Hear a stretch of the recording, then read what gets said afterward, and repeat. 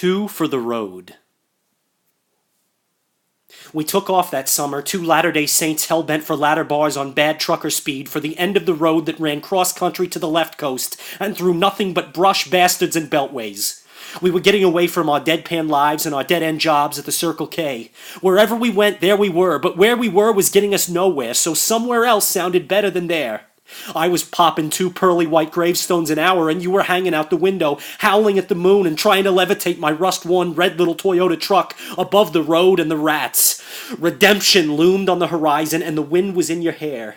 The demons in your breast called for a reckoning, a vision quest unlike any experience since Eisenhower built the means of getting from shithole to the City of Angels in less than 48 hours. We took a wrong left turn in Memphis and ended up pissed down in Mississippi, sucking up coffee and counting pennies in between rattles of the pillbox and the tink-tink of raindrops on the windshield. We got out somewhere in Rankin County and asked for directions. Some redneck, half-gypsy, gray matter-starved gas station attendant told you L.A. was a long way from hee-haw hillbilly next to nowhere fuck your sister town, and we screeched off, leaving a black mark from the edge of the downtrodden delta to Houston, by God, Texas.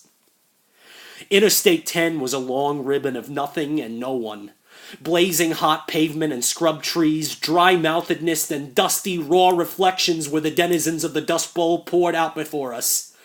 Salvation slaved behind a fruit stand at the roadside in the form of a half-schizophrenic Mexican Lolita named Pico de Gallo and her $50 worth of unspent money orders.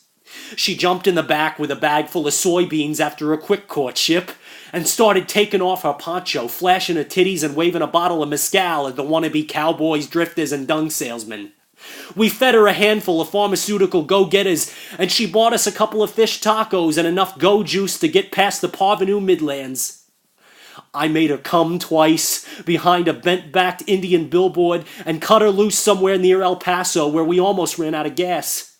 I told 3 Chicano cutthroats through chattering teeth that I was St. Thomas the Unbeliever, risen from the dead and looking for the stigmatized faithful descendants of Senor de Leon. They gazed morbidly into my wild interstate eyes. My short, long, greasy hair and tatted jeans weren't reassuring, but the shortest one cracked a snake oil, medicine man kind of smile and whispered something to his compadres. Turning back to me on the heel of his boa-skinned boot, he gave me $5 and a look that said, "Turn your face to the setting sun, hombre.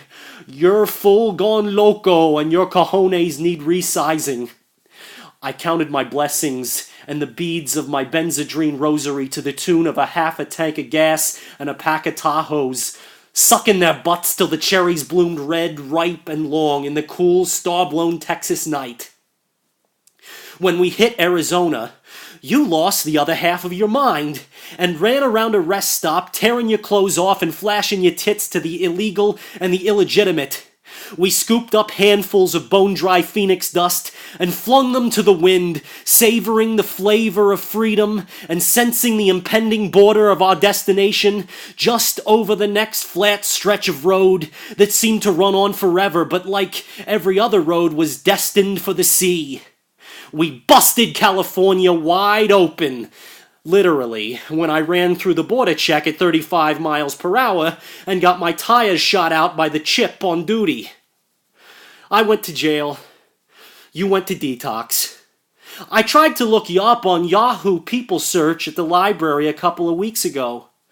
I found 2 addresses and the phone number of your dad's ex. Curiosity killed the confusion when I called your stepmother in Trenton. She said you had been sober 6 months and you never wanted to speak to me again. She tried the old born-again hellfire, you need to get saved stuff on me, but when the line hung silent, she hung up with a stiff, "Fuck you, Marco." I stood a while longer in the pay telephone booth, listening to the rain rattle on the roof, and counted out my last $1.27.